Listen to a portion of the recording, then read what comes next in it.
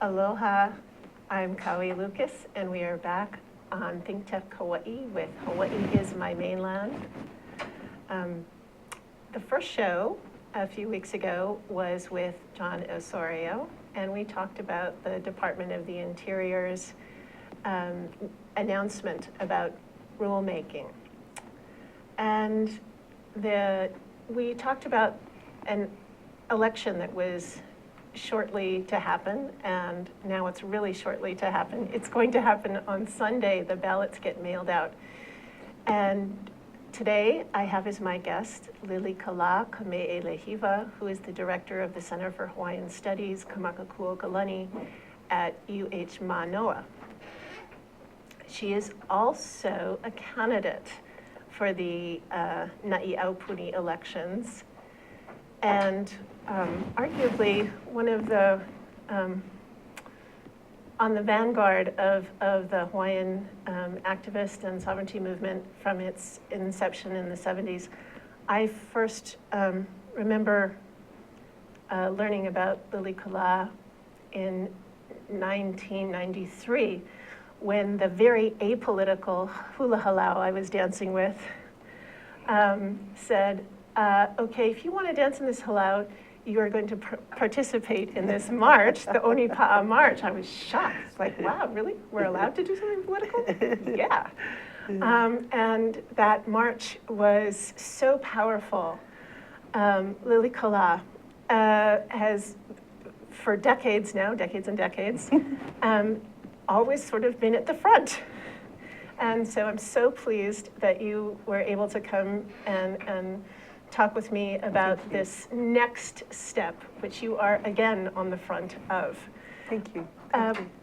Please talk about how you came to the decision to be a candidate, and maybe a little bit more about the process. The ballots are being mailed out on Sunday. They will have until the end of November to be mailed back. So I believe December 1st, we'll find out who won. There will be 40 candidates elected, 20 from Oahu, and the others are divided up. You are one of 20 candidates, one candidate out of, how many did you say? I think there's 104 running. 104 running for the Oahu seats. Yeah. Okay. And so how did you come to the decision to run? Yeah. And what does it mean to you? I feel a lot of excitement and hope with this election, and I know the people who disagree with that. However, in 93, funny you should mention the march, because in 93, when we were marching, we thought, Kalahui organized that march, and there was about 5 people who did so, and they were students and community members working out of the Center for Hawaiian Studies at before social UH media. Manoa, yeah, and before social media, and Keli Igora was one of them. I remember that's kind of how we met. He was helping to organize the march. And later on, he became Oahu Po'o. He was in charge of the Oahu Caucus, which I ran out of as well. I ran to represent Oahu Caucus. But at that march, I was a chanter, so I was leading with the chants. We thought maybe 500 people would turn up. And when we had 18,000, and then we got to, I got to speak on the podium, and I don't know if you remember my speech, but it was about the military and how I wanted the American military to withdraw, and I had names of all the bases, especially on Oahu, that I wanted them to shut down, and we want the land back, and I kind of still want the same thing. But after I made that speech, they didn't withdraw. So since 93, we've been waiting for that to happen. I wanted to say that I loved Kalahui, and I still do. I loved our Constitution. I still carry my card that says I'm a citizen of Kalahui. I loved the arguments that we had. I loved our agreements. I loved our hopes and dreams. Did I read that you met 3 times a year for 17 years? The first Constitution was written in 1987. I was not at that one because I couldn't get a babysitter that weekend. But Emililani Trask ran that conference rather. There were about 150 Hawaiians who sat down to write the Constitution. It met at Na'i Aupuni Aha Church. Paul Nevis helped them get the church. And so Catholic Church. So that's where they met for 3 days, and they cranked out a Constitution. So I don't really think we need to have 40 days for a Constitution. But okay. Then afterwards, we met, we elected a government. We had different ideas about how you represent. And we wanted to make sure the land was represented as well as the people. So in our constitution, every island had 8 representatives. Oahu did not dominate, which is what it's doing in this particular one. So for those of us who are running from Oahu, we have to remember all of our cousins and ancestors from all the other places where we live, including the continent. We need to make sure that we care about that, and we want to work for everybody. But in And the there are Kalahui, seats. There are seats. There are 7. there's you 7 said, seats from for the continent. Right. So on ours, we didn't have any seats from the continent in the Kalahui Constitution, so that must be something we've got to address, since 48% now of our people are living outside of the country. We've got to figure out what we do and how we get them to come home and how we find land for them to come home to. But how do we make sure we have land for our own people? Anyway, going back to Kalahui, you know, we wrote Constitution, we had 2 constitutional conventions, we had 20,000 citizens that we enrolled, we ran legislative session 3 times a year, we did it all without state money.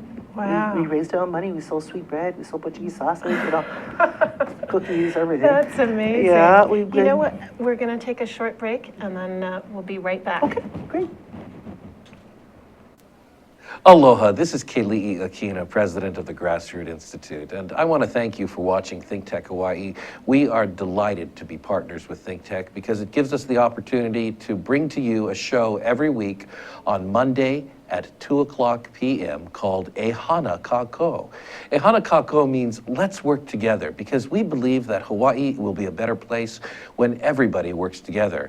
And in what way? Well, at the Grassroot Institute, we research 3 basic areas, and we invite guests to come on board from across the country, the state, and the nation to talk about a better economy, a better government, a better society. Now, aren't those things we all want? Indeed. If you'd like to have the latest research in terms of public policy, as well as ways in which we can build a better government, economy, and society, then tune in every Monday on Think Tech Hawaii at 2:00 p.m. for our fascinating guests on Ehana Kako. Let's work together. I'm Na'i with the Grassroot Institute, and I'll see you then. Aloha. Aloha, welcome back to Hawaii is My Mainland. Today's guest is Lilikalā Kameʻeleihiwa. And Lilikalā, I just want to tell you that even the name of this show has a relationship to the Center for Hawaiian Studies. It comes from an art piece that Miley Andrade made. Oh, cool. Very cool. All right. That's good. Yeah. So speaking of UH, on October 22nd, there was a very interesting panel about these Na'i Aupuni elections at Richardson Law School. And it's available online. It's 2 hours long, but it's fabulous. It is one of the most exciting discussions I have ever heard between Native Hawaiians about self-government. I mean, at the end of it, I was so elated. And then I called our mutual friend, John Osorio, and he brought me back down to earth, but we're both groupies. And as you say, there's what was so exciting about it was the way that everybody brought a different perspective. And maybe you can talk about the perspectives and the process for people who aren't. Well, I think right off the bat, I want to say that the reason I support the process of Kana'i Olovalu and Na'i Aupuni, that we have roles put together, that it was paid for by OHA money, and I think it's a good thing. It's our money, it should be paid. We should make roles, we should always have roles. We've got to start somewhere. We did everything right in Kalahui. We didn't get a single acre of land. And that's what, to me, it's all about, because 1/3 of the homeless are Hawaiians. And 48% of us have moved away. I just had a cousin last month tell me the whole family's moving to Vegas. I have so many cousins in Vegas, and my auntie, my mother's sister lives there, and you know, all of that. Yes. So I don't want my children to move away, and I forbade them from moving away or marrying away or going away. I didn't even want them to go away to college. I don't want my grandchildren to leave. If they leave, it'll break my heart. So that means I have to have land.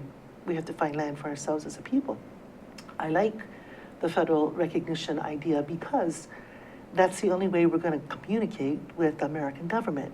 Kaʻeleihiwa Hawaii did everything grassroots, and we couldn't communicate with the American government. They ignored us. So we are going to have a constitutional convention. We're running. I'm running. I hope I get elected because I want to see this done in the shortest amount of time. I want us to have a look at all kinds of constitutions before we walk in the door. That was a very interesting part of the panel discussion. You brought up the different constitutions, and they are on your candidate page with links to the actual constitutions, which I thought, yes, she is a professor.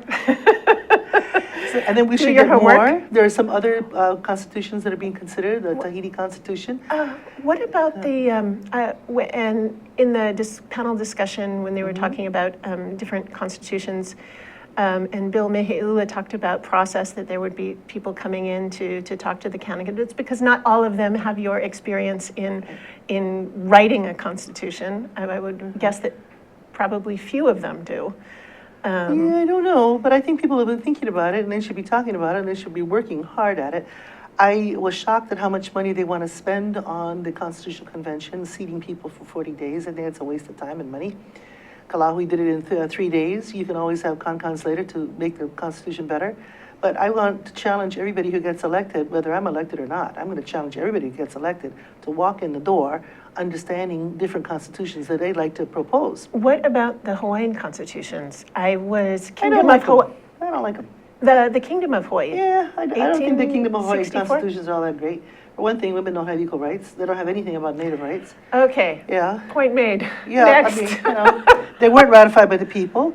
I actually have posted my book, From Native Land and Foreign Desires. In the back, there are a whole set of petitions from the people saying don't allow foreigners to have citizenship. And so, because John brought that up, that we as a kingdom had decided that we would allow foreigners to be citizens. And in Kaʻeleihiwa's constitution, people who are non-Hawaiian can be honorary citizens with all rights and privileges, except they cannot hold office and they can't run for, they can't vote in an election. So how do we keep political control over our land? We have to have Hawaiians in control over the land. So that's why I like federal recognition, because whether we decide to go independent or not, we're going to need to have some lands that are set aside for Hawaiians, and not a mere 200,000. I'm sorry, it doesn't work. Plus, the 200,000 are tied to a blood quantum according to American law, and I don't want to mess with that. I think that's good. Let's take care of the 27,000 that are on the waiting list. Let's make sure we have a beachfront as well as mountain land, et cetera. And let's take a look at the 1.2 million acres of state-controlled land. Right, because according to, well, we haven't talked about the relationship between Na'i Aupuni elections and the DOI process. Maybe we should talk about that. Yeah, So the DOI has created a box, a basket For federal recognition. to. I don't think we're going to make the deadline before Obama's gone. I don't think it's possible, but I think we should, no matter what happens in the future, we need to have our own government that is not a state agency. Okay. Yeah, and so I want to see us write a constitution. We will then have a ratification of that constitution by the people who are on the list. And my understanding is you can still sign up for the list. I could be wrong, but that's what my understanding is. And then the next thing is to elect people to government. And then comes the hard part. That's holding people accountable for being elected out of their own neighborhoods and their own islands. And I want to make sure that in this constitution we have the power of recall, so that if anybody's going to make a deal with the devil and we don't agree with it, that we recall them. That should be the will of the people. Some people say we don't know enough about this whole process. Well, excuse me, we've been talking about it for 30 years. If you don't know enough, get online and read about it. Call me up, email me, whatever. There's Robin Danner is doing all these wonderful workshops on different kinds of constitutions for the Hawaiian homelands people. She could do it for anybody, you know. So we could have lots more discussion on all of these things. But in the general population, people don't tend to vote, and they don't tend to care what goes on in government. In the general population here in Hawaii. So if we waited for them to know everything about the government, we would not have a government. I'm saying let's move ahead. If you want to know more, let's find out more. Come and ask the questions. Come take classes if you want. Ask us to do workshops, etc. We will. And let's move ahead. I want to have federal recognition in place, and that one of the reasons I choose that option is because when military bases decommission, federally recognized tribes or nations, native nations, get first dibs on the bases. When I saw that the military wanted to put down the base, then I thought, okay, yes, there are 25% of this island of Oahu is controlled by American military. And if they're going to close That's any a lot. bases, I want to make sure we get the land. If we were federally recognized when Barbers Point closed, we would have had the whole area. That would be a significant addition to. We could pitch our tents there, not Yeah. get evicted. You know, when you think about the homeless situation, It's so painful. it's horrible. People are under bridges and get swept away by the flash floods and drown. I mean, we're talking about families with children here. This is wrong. It's wrong for anybody. It's especially wrong for Native Hawaiians because this is our country. Yeah. We've lived here for 100 generations. It's just wrong. So I'm running because, one, we could get the bases back. And two, I believe we need to have a government. Whether people decide they're going to choose federal recognition or they're going to choose independence, and I don't think it's either or. I think it's one before the other. I was Yeah. very happy to hear that. It was confusing to me, that distinction between independence and there are a lot of rules in the Department of the Interior's statement that. What do you feel uncomfortable with? I feel uncomfortable with, for instance, like they say you have to be an American citizen, and that there's. Well, we do all carry American passports. Right. You can't travel without one. So, is that really a problem? It's not it's a problem of inclusivity. So the idea was moving forward to independence. There's 450,000 Native Hawaiians in the United States. We don't even know how many there are living in other countries. So it's just Do you an think example. that's a large number? I hadn't thought about that. Do we know people? Sure, I do. Oh, cool. Let's make a Yeah, list. yeah. Yeah. So there hasn't been outreach to Native Hawaiians as in foreign lands. France, for instance, I have a friend who's the representative to the French Parliament for expats. Oh, cool. So we should have representation for expats also, I think, you know. Well, see, what's great about having a series of constitutional conventions every so often is that you can make changes to include people that we inadvertently left out. But I think the other challenge is, and this was a big issue in Kalahui, and one of the reasons why I was very much against including those from away, is because we wanted to have people who were on the land and suffering. Okay, now that we have 48% of our people living away, I can't say that anymore. I really can't. That's not conscionable. We have to have land for our people to live on here. I want land for my grandchildren. I don't want it to be sold. I want it to be in trust. But the And I want Department, people to move home. the Department of the Interior, I mean, They don't guarantee land. no land, no money. Yeah, I mean, no land, no money. That's true. and That is true. actually, they guarantee no land, Yeah. no federal land. Yeah, right. So. So what do we do? Yeah. Okay, so well, where here's do my you- plan. Okay. We see the government and we argue for land. We're going to argue for every acre of land anyway.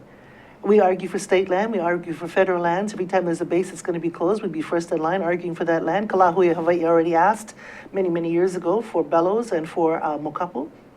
1,300 acres of bellows being wasted for, I don't know what, a playground. Or, no, they say, the military says they need bellows for amphibious landing. Hello, there's all the California coast. You can go do an amphibious landing there. You know. It's really frightening. Have you ever been in Waimanalo when they're doing those amphibious? No, my blood pressure can't handle it. But well, they said if they close bellows, then they'd have to close mokapu. We said, oh, yes, please, thank you very much, because we'd like to put the bones back, and we want to do our ceremony, and I would live there. My cousin, Mahelani Cipher, she's another Yes. delegate. She's an old Kalahui Yes. delegate. She's running out of Kaneohe. We're cousins. She told me, we got to live in mokapu. I said, that's my goal. That's my dream. I like the view on both sides.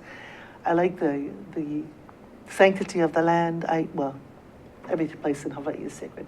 But So there's this focus on Yeah. the land, but Yes. I did also hear you speak to the Malama Kanaka. yes, absolutely. So I want an Aupuni Malama Hawaii. I want a government that's going to take care of Hawaii, the land and the people. I want someone who's going to make sure that my grandchildren have much less stress in their lives than we do today. We should not be paying $700,000 for a house or $1 million for a house. That's ridiculous. So we should have land that we can build housing on, that we can decide how we're going to build, land that we plant our food, our kalo, our uala, our maia, etc.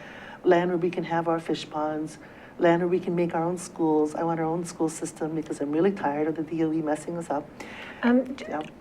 That was something that you brought up that I was also shocked about. 40% of Yeah. DOE students are Native Hawaiians. Isn't that cool? We're rising. You know what I tell my students? 10 babies each. I went to DOE through 6th grade, and I don't remember. I don't think, you don't think who's Hawaiian, who's not Hawaiian. I didn't think about it. But that only there's no instruction about it unless you happen to be the 1%, as you say, that is in immersion school. Yeah. So I recently found out that the DOE students, there's a group that wants to take them out in canoes and talk about Malama Aina. Oh, yeah. But the DOE students are not are allowed to get in a canoe. I'm homeschooling. My daughter and I and her husband and all of the family, we're homeschooling our 8-year-old. My 8-year-old granddaughter, and the 4-year-old's coming up, and he wants to be homeschooled too. My job is to teach traditional knowledge. So she's 8 years old. We're in the 15th time period of the Komolipo. She will soon complete Komolipo. She's very proud that no other 8-year-old's doing that, but she is. And she can Olelo Hawaii. We go through every line of the chant, Maka Olelo Hawaii. So I think that's a really good education for her. I think we just have to choose alternate. But our problem is we don't have land. We don't have a space to open our school. We don't have any resources to open the school. So I want a government that's going to advocate for those things. And you said without private ownership of land. Without private ownership of land, I That want is it all very in trust key. land. Yes. I don't want anything bought and sold. We cannot afford buying and selling, and I don't think it's good for the land. If the land is our grandmother, would we buy and sell our grandmother? It never made sense to me. Yeah. It's like buying and selling water, which we do now, but which we never did before. It's like being stingy with food. It's wrong. So we have to have land. And that's what I'm saying. The federal recognition, let's go back to the DOI. Okay. What's good about them not giving us any land, they can't call it a final settlement. It's not like the Alaskans. They got land and that was a final settlement. So we can continually go back and ask for more. Right? Same thing with money. Actually, I'd much rather have land than money. Of course, I'm always scolded for saying that because a lot of people want money. They want to make people pay. Right. But when you don't have land and money as part of your federal recognition bill, what you do get is recognition. What I know about Alaska Natives is they've changed their bill 20 times since 1971, that they're always in DC advocating for their people and asking for expansion. They have co-management schemes for natural resources between Alaska Natives, who are 20% of the population, and all the other people who live in Alaska. Isn't that cool? That is cool, 20%, but we're not at 20%. No, we're at 26% now. We are? Today we're at 26%. If we could get our 48% to move home, we'd be, 33%, maybe 40%. And at the rate that we're increasing, we'll be 1 million people before long. So I'm very hopeful about that. I want to make sure that we don't want to hurt anybody who's living here. If you're lucky enough to own land in Hawaii, that's not the land we want, I want to look at from the mountain to where private ownership begins. Say if you look in Kaneohe or He'eia, all that land that's in the back of where the villages are, where your townhouses are today, there's lots of space for us to grow food. There's lots of ways that we could be very efficient in building housing. And I think we're going to have to do a lot more like townhouses. We should be building out of concrete because we need to think about hurricanes. We need to look at longevity and what our footprint is on the land. Just making urban sprawl doesn't help the land. No. So we should put first, what is good for the land, and how do we live in harmony with that land, which is our grandmother, and how do we teach our children to do so, and actually, how do we make enough food to feed all the people who live on Oahu? How do we do that? Same thing for all the islands. We have enough land to feed our people. We do. We do. The Kohala Center did a study a few years ago, which I read, and it was very clear that it is possible, given the acreage that we have and given the technologies that we have, if we if we use it wisely. And I'm not talking about the nasty chemical kind of agriculture. I'm talking about resource preservation and regeneration. It is. But there has to be the will, and there has to be a way to do it that's outside of the current trade negotiations and structures of food production that we have now. And we need to change our diets. We need to eat our own food. I love fish. I just want to eat fish. So I'm okay with that. Fish ponds. Fish and fish ponds, yeah, I love those fish ponds. I love eating fish, and so I think growing our own food, making our own food, feeding our own people, it's really important first step. How do you envision the negotiation with the state of Hawaii going with that 1.2 million acres? I mean, how do you? Well, you know, they know we want that land. We asked for it. Kaui, Hawaii asked for it in 1993 and 94 and 95. We went to the legislature to ask for those lands to be returned to us. So they've always known that's going to be on the table. They know we want return of bases. That's always been on the table. We've always talked about that. That's not going to change. And I think the fact that the state will support indigenous rights as defined by the UN Declaration of the Rights of Indigenous Peoples. And, you know, I go to the UN, I take students to the UN. We have a movie about it, Natives in New York, Seeking Justice of the United Nations. That is a really interesting part of your work that I don't think enough people know about, that whole connection with the UN. And we're going to take a short break, Okay. and when we come back, maybe you can talk a little more about that. Okay, will do. Thanks. Aloha, my name is Josh Green.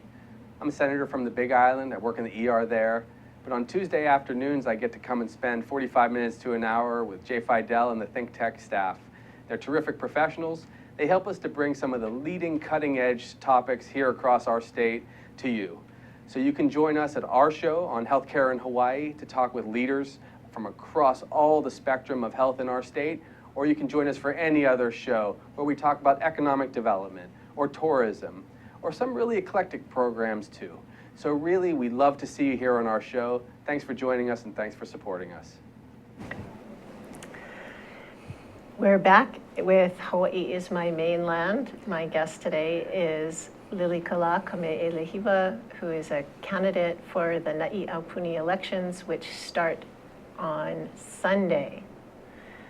So we were talking about the process of going to the UN and the list, the permanent list, and I don't think it's something that a lot of people know about, but it is one of the ways that independence is being looked at. Can you talk about that? Sure. When we didn't get any traction with the state government, well, they offered us some things that we didn't think were proper. We wanted the federal recognition. We wanted to make sure the feds gave us what we needed. But in 1995, Mililani Trask and Keili Igora went from Kalahui, Hawaii to the UN meetings about the working group of indigenous populations that were held in Geneva. And since 1995, we've always had, Kalahui, Hawaii has always had somebody there. Mililani always goes. She's become quite famous in international places and quite well, regarded. Keili Igora always goes.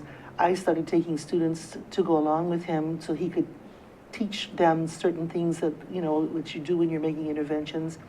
Our film called Natives in New York, which he made in 2003. Is it available online by any chance? Actually, I'm going to ask Alehu to put it up because he made the movie. Okay. Yeah, in 2003. So it's out there somewhere. And we teach it, so it's available at the university as well. But to put it online, and I think my daughter, who's 33 now, she was 20 at the time. We took a lot of, the youngest was 12 from Halau Kumana, and then we took Halau Kumana students and University of Hawaii students, and they all testified at the UN. What a fabulous experience. This was in New York.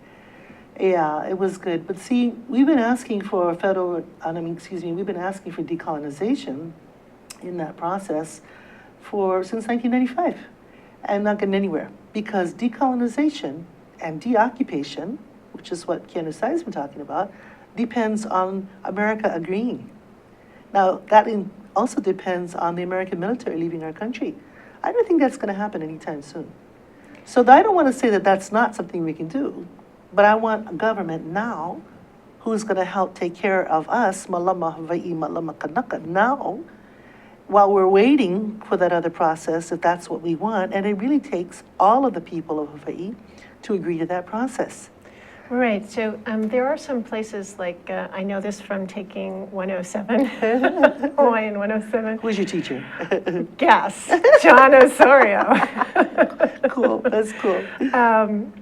And then I also took the Kingdom Law course with him and good. Chief Judge Joe Williams, which was amazing. I mean, the Kamakakūokalani really has fabulous, fabulous programs. So Thank you. mahalo Thank you. for putting that out there. But the Palau, the Compact of Free Association, I mean, that kind of model where there's I think that for me, that was like, oh, okay, there's maybe a way that there could be room for some negotiation to have control here as an independent nation, and yet But allow. Palau's not a military base. I mean, they have military there. Yeah, they certainly do. But it's not what they have in Hawaii. It's not the same strategic importance. You know, the war in Afghanistan comes out of Hawaii, right? So how do we deal with that? And how do we find ways to, you know, I always say if you have broken eggs, let's make an omelet. Right. You don't exactly have everything that you want, but how do you do something that you want to do? And so that's why I think the government is really, really important, because it's something that we can address now. I think also under the UN rules, whoever lives in Hawaii gets the right to vote. And unlike Tahiti, where 80% of the people are Tahitians, and they're going through decolonization right now in Tahiti. France agreed, yeah. That's phenomenal. It is, and that's really come out of the work that the Pacific Caucus has been doing, and I want to put a shout out. Pacific Caucus of the Permanent Forum on Indigenous Issues. Kili Igora is a co-chair of that, and has been for many years. So he goes every year, even sometimes when I can't go, he'll go, take students. The caucus has decided to really push for decolonization in Tahiti and Hawaii and Rapa Nui. And Tahiti's furthest along because the colonizer agrees. Now, I think the colonizers agreeing because they're also looking at New Caledonia. And in New Caledonia, most of the people there are not the natives. Their natives are outnumbered. But that's where the minerals are. That's where you have a lot of Seabed wealth. mining, when you talk about? No, nickel. Nickel. Yeah. Okay. I think it's one of the largest nickel deposits we still have left in the world. So they want to have a good relationship with New Caledonia. They really do cut Tahiti loose, you know. But they might not even get it. Maybe Tahiti will agree. Marquesas may not agree. Australis may not agree. So there's still room for disagreement and agreement there, okay? But in Hawaii, America has not agreed.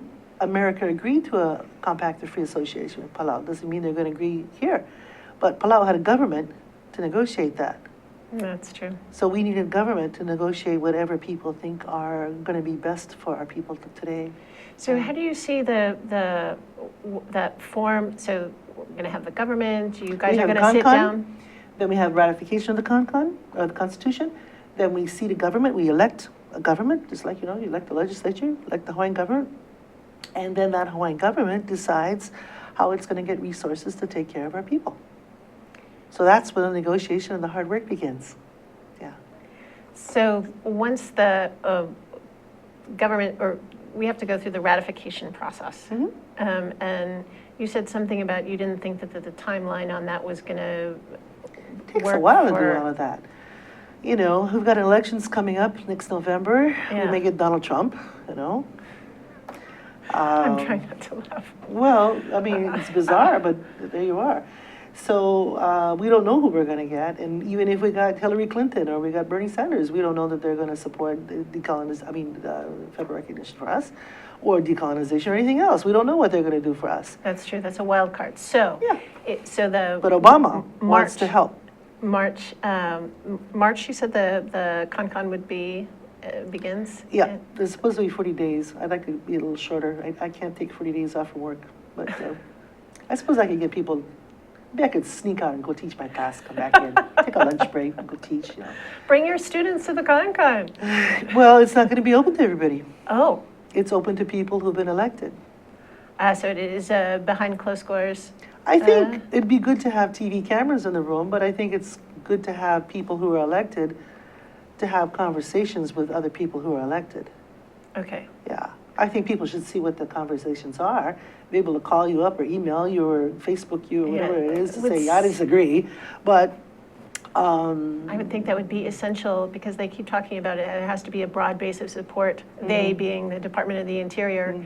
And I heard that again and again from the different members of the panel that in order for the DOI to agree to whatever it is that there has. But they can't agree to that until we have ratified a constitution and until we have seated a government. The DOI things cannot kick in until that happens. So if it takes 40 days to write a constitution, then how long is it going to take to ratify? Is that another month? You know, and then after that, you're going to have an election to actually have people seat a government. Well, June, July. June, July. Well, let's set a date.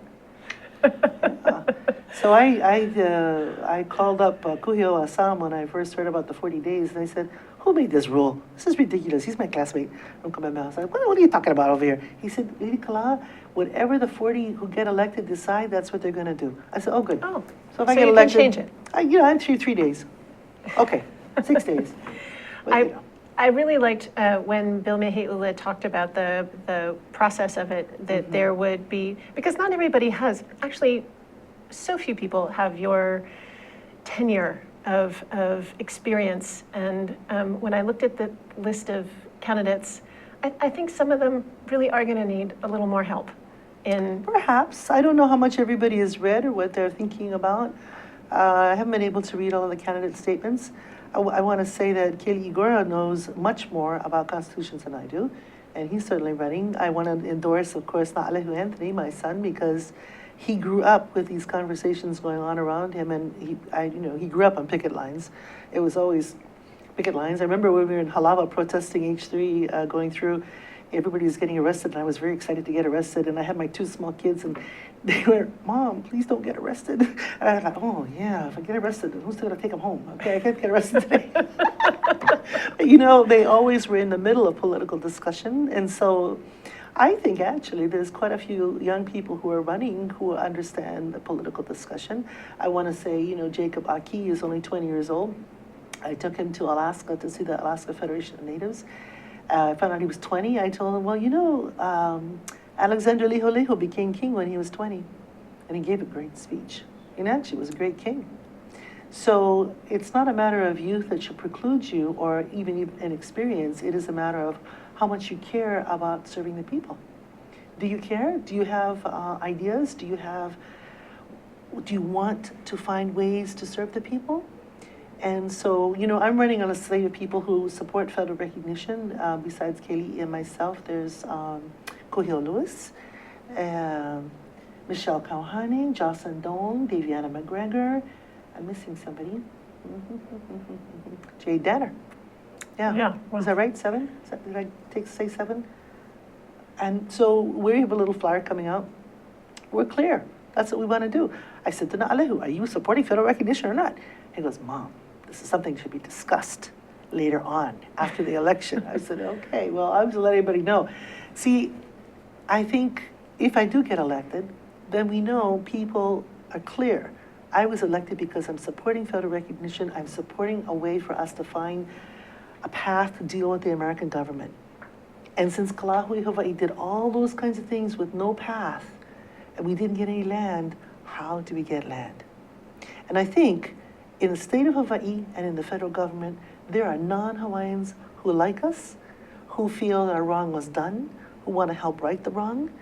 And so I have lists of lands. Can we talk about that? Sure. Okay, so there's 1,300 ahupua'a in the islands. I want land in every one.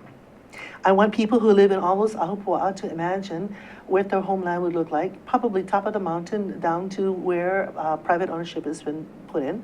I want to control the watersheds.